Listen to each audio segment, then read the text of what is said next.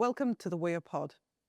As you know, or those people that follow us, every week we share stories of people from across our industry so that we can see what their journeys have been like. But we couldn't do this without our partners at Digital Sparks, who very, very kindly give us this wonderful studio space and their time and expertise to produce these brilliant podcasts. So if you're not familiar with Digital Sparks, do go over to their socials, give them a follow, and support them in their business.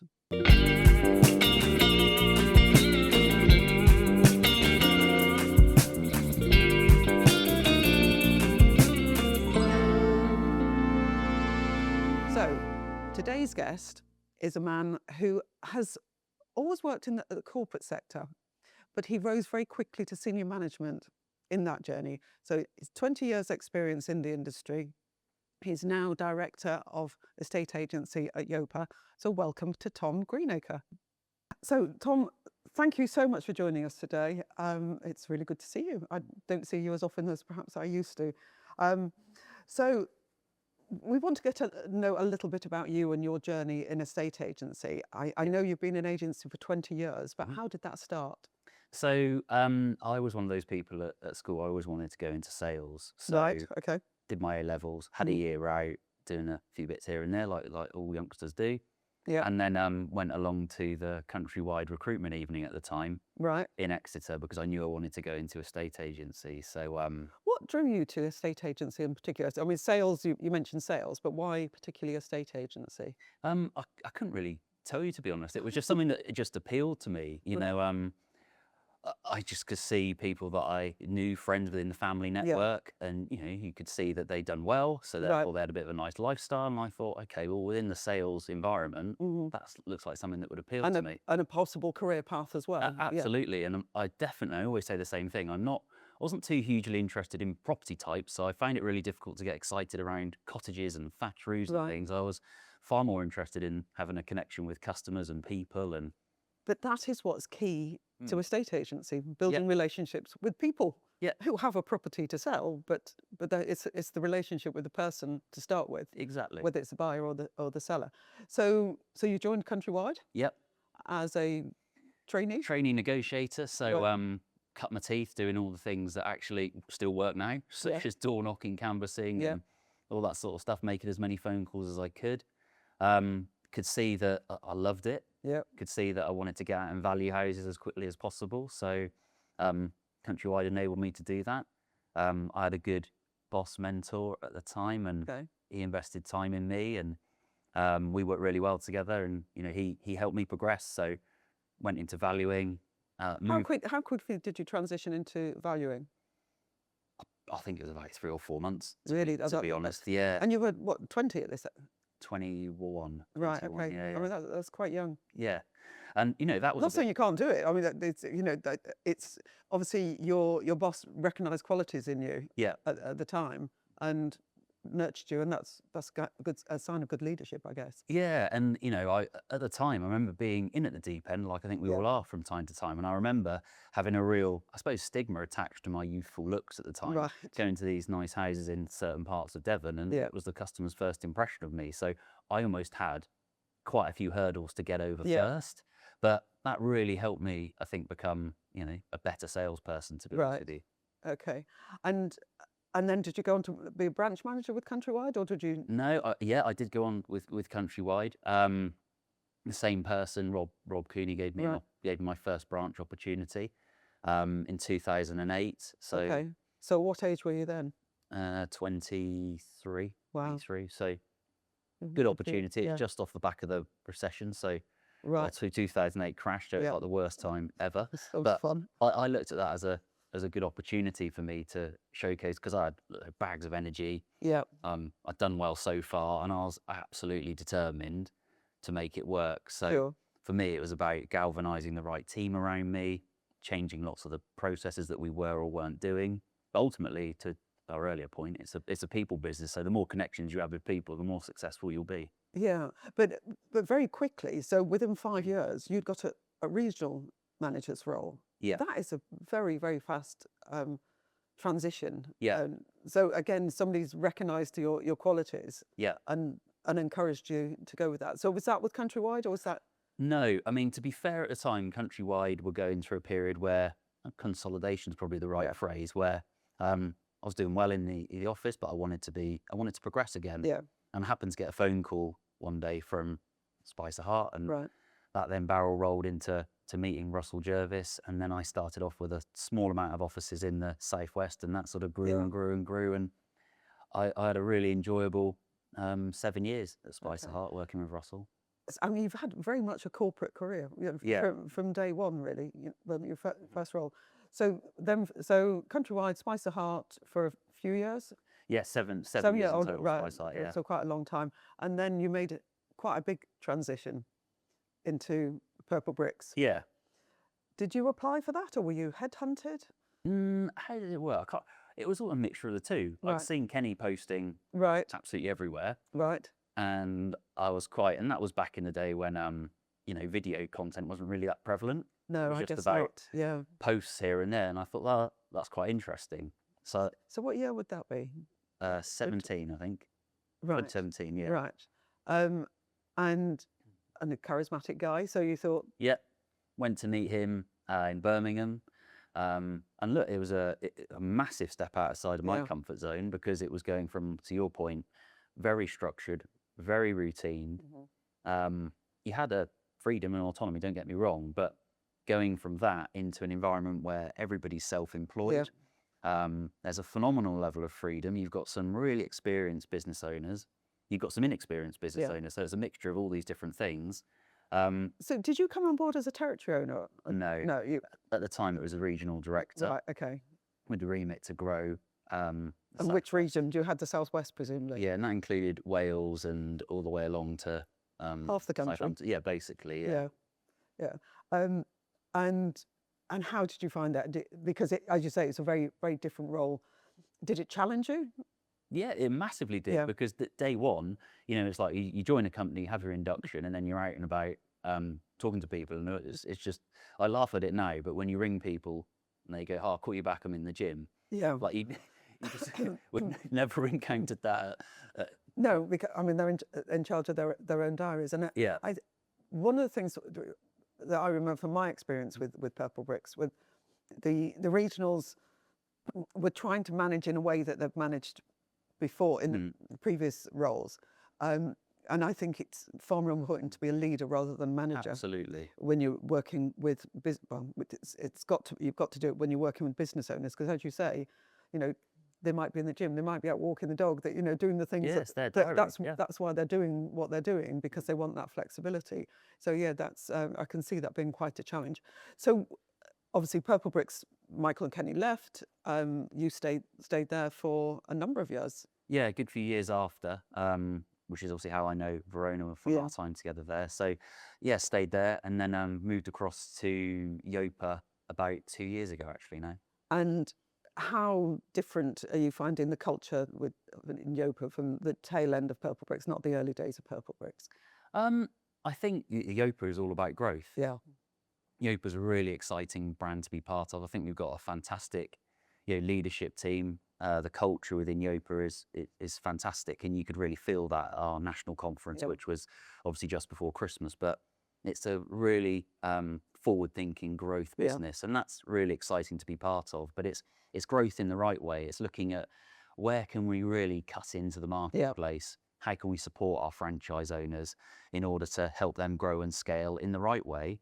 At the same time, obviously, more recently, you've just launched the associate model, which complements the franchise model. So the associates can work within the franchisee's area? Yeah. Right. But it's a personally branded estate agent, so like Tom Greenacre on the boards, right, as opposed to Yopa. And what I find really exciting about the industry at the moment is this transition we're going through, and I'm trying to pull away from self-employment and talk about business ownership, because it genuinely is, in the way that Purplebricks never was. Yeah.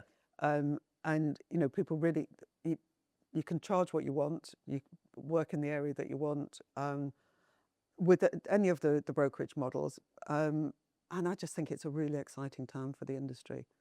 I don't know how the corporates look at looking in. I don't know what they're thinking, but there is definitely a move towards that sort of business ownership and taking control. Are you seeing that when you're talking to people across the country who are contemplating joining Yopa as an associate? Yeah, definitely. You know, for both models, really. I think because it's now so normal and mainstream, whereas this time 10 years ago, if you like, talking to somebody about going Yeah. self-employed or becoming a business owner was a huge leap of faith. Whereas now, I think everybody is it's more than obvious that absolutely that model, that way of working, is the future of estate agency. But your role now, obviously, is a national role. That must take you away from home quite a lot. Yeah. What's that like with the family? I know you've got 2 daughters and your wife, Liana. How does that work? So look, I think it's always one of the challenges, isn't it? Having a work-life balance. I try my best to make sure I've got a good balance. I'm away during the week, not all week, it's fair to say. But for me, it's about, importantly, when I'm at home, it's being present. Yeah. When I'm doing something with the kids or Liana, it's really important that all of me is there, for want of a better phrase. I think I'm getting better at that. I think it's a challenge because I think estate agency or leadership, you might put your phone down, but your brain never switches off, does it? I know. And that's a real challenge from time to time. So I try to be as disciplined as I Do possibly you feel can. more supported in that with Yopa than you were at Purplebricks? Are you more encouraged to separate and have that that balance in that work-life balance? Yeah, I think it's fair to say, because I think as the world has evolved, that's definitely the way it's gone. Whereas I think all of us previously had been working 5, 6, 7 days a week, and there was no separation whatsoever.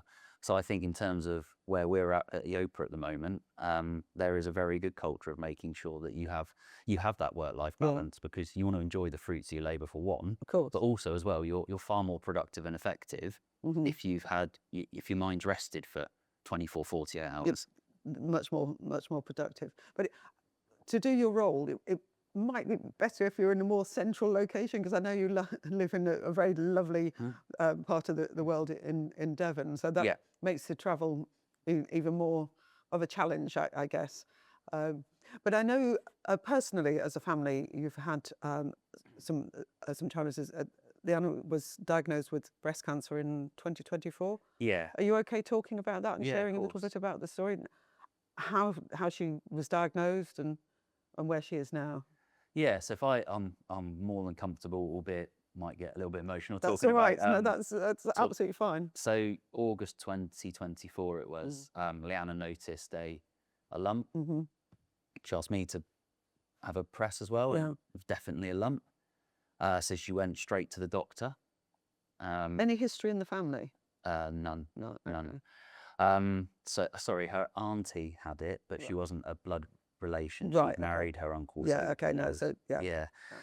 So she went straight to the doctor. Doctor obviously booked an immediate appointment with her in Exeter, our local hospital, and went along for the scan. And you know, they're brilliant, they're fantastic, and they give you lots of hope that it's hopefully just a cyst or something like that. You've got this horrible 2-week period, which is no one's fault, it's just part of the process. And I remember going back in August, and we sat in a room, really small room, and I could tell it was quite an abnormal occasion, because I could feel that we walked into this room, and instead of just a consultant in there, she had 2 nurses with her, and my heart sank. I was trying to be strong for her. I was thinking to myself, I know what's coming here, and Do you think she did? Liana, Yeah. yeah. Right. Okay. Yeah, she felt, so I got her hand, said, look, whatever happens, we'll be fine. And she delivered the news. Horrific. How sympathetic were they? Because people have different experiences of the consultant delivering the news, because it's not nice news to deliver, and I think some are better at it than others. Was it done in a sympathetic way? Yeah, they were fantastic. Yeah. Okay. To the extent where Samantha, the nurse who we still talk to now, everyone was crying. You know, it's a very emotional environment. But they were brilliant with Liana. They explained straight away what the next steps would Right. be, because once you're processing an initial shock, Yeah. my mind went to, well, what's next? What do we do here Yeah. for Leanna? Mhm. So they quickly booked in surgery. Okay. So she then went into um, August. It was September. She had the lump removed. Right. So she had a lumpectomy. Yeah, Yeah. lumpectomy, and then they took some lymph nodes out as Right, well to okay. check those. Thankfully, it hadn't Yeah. spread. And she had that surgery, and that was the first part of the journey. And then we went straight into chemotherapy for Right. 16 weeks. Oh gosh, every day. Every other week, so Oh, every I Friday. see. Right. Okay. Yeah, and that was really, really challenging. But I suppose the bit I've missed out that was one of the worst days of, I think, my life was when we realised and decided we had to tell the children. I knew that was what was coming. How Um, old are they? at the time, 12 and, no, sorry, I've got to get this right now. 11 and 9. Right. 11 So and old 9. enough to understand. Old enough to understand. And, Yeah. you know, they're not daft. No. We're such a close family. The girls, they know what's Yeah. going on. They're not daft. And they know we've been to the hospital. Yeah. And because Leanna had to have an operation, because chemotherapy was coming down the track, and Leanna was going to lose her hair and have all the other complications that go with it, we had to sit down and tell them. And I'll just never forget that. You know, that is, you've made your children heartbroken in basically 2 sentences. And then How did you describe it to them? What what vocabulary did you use? Because I can't imagine having to do that.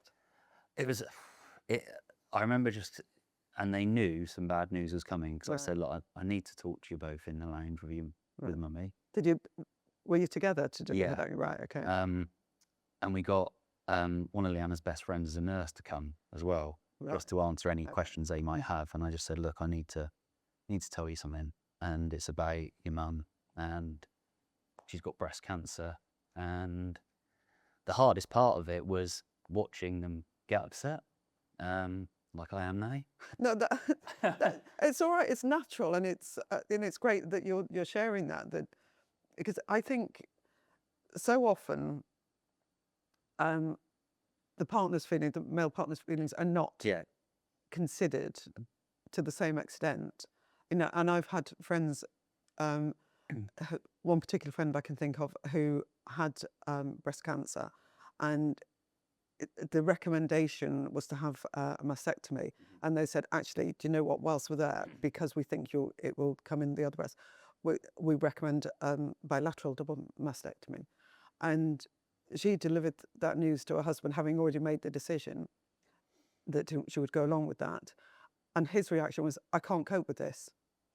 And I think that's because that's quite a few years ago now. I think men are more involved in these things now, and I think that's really important. And it's really important that you're sharing today your experience of breast cancer. Not you personally, as Leanna's the one that's got it, but you're going through it together as a family, and the girls as well. Yeah. So the good news is that she's gone through the chemotherapy And the radiotherapy, and radiotherapy. Yeah. Right. Okay. So those belt and braces. Yeah, everything done. And then she was given the all clear in October of last year. So she's now on a 5-year care plan, and they've been fantastic. Right. We've got another scan in March, Right. which hopefully will show us that there is no cancer still detected, but Fantastic. she's on all sorts of different medication. Yeah. But she also is part of like lots of support groups as well, which is really important. But things to make her feel better and her to feel normal, because it absolutely changes you.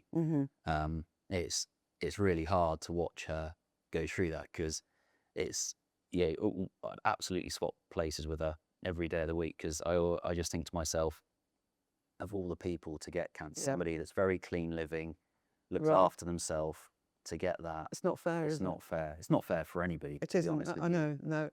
And is she working now? No. So she's going to have a think about what she wants to do after she's, got process basically the aftermath, because it's a strange thing to say, but when you're in it, you're surviving every other week through the therapy, making sure the children are okay, making sure that they're okay with their schools, if that makes sense. So how are they at school? Are they affected and all that sort of stuff? So you're living and breathing it.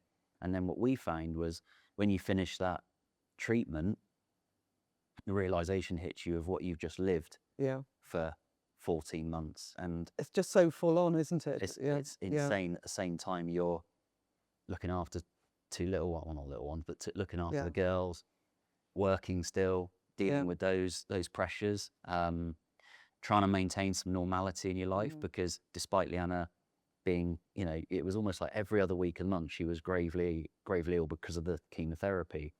So it was really important to us as a family for that one weekend a month during that time that we did fun stuff. And fun stuff for us at the time was making sure we didn't do stuff that would exhaust Leanna. Right. It was like, go for a drive in the car. Yeah. Go and do something that just felt like we were doing normal things. Something normal, just to bring that sort of sense of normality back to the family. So how did you cope with work? Because obviously, as we've already said, you travel a lot for work. Leanna needed you presumably to help with the girls, because I know that chemo can knock you out and make you feel unwell for days, and also get to appointments and things. So how did it work with your work life? So look, it was absolutely a challenge, but I think because of our hybrid way of working, it made life a lot easier. It also made life easier that Verona, as you can well imagine, was incredible in terms of support. So on chemotherapy days, on a Friday, I'd go to the hospital. Sometimes they'd let me in to sit with Leanna, other times they wouldn't. So I would Yeah, sometimes there were viruses and things. So sometimes they close the ward off. Right. So while she was having chemotherapy, I'd be there in the background or in a different room. But while she was recovering during the week from that, I'd be working from home. Yeah. And a lot of the time she slept. So it was just down to me to make sure that she was okay, she was comfortable, shall we say, and that the children felt supported. Yeah. That was one of the most important things. Did the girls, I'm going to use the wrong expression here, sort of step up? Did they grow up quite a lot? Yeah, and that's one of the hardest things to probably talk about, really, is that I saw them step up quite a lot, and I also saw them be very, very supportive of I just think that's a testament to you as a family. Yeah. That they were able to do it because the way you brought them up, but because they have that relationship with both of you, they were, so they were devastated with seeing their mum, and as you can imagine, they asked me questions, not in front of their mum, like, "Mummy will be okay, won't she?" And and how did you answer that? I just said yes. Yeah. And I didn't know. Well, no, because the thing is, you don't know. So what's the point in sort of delivering the worst case scenario when you really don't know? And she's obviously come through it, and she's clear at the moment. So fingers crossed that.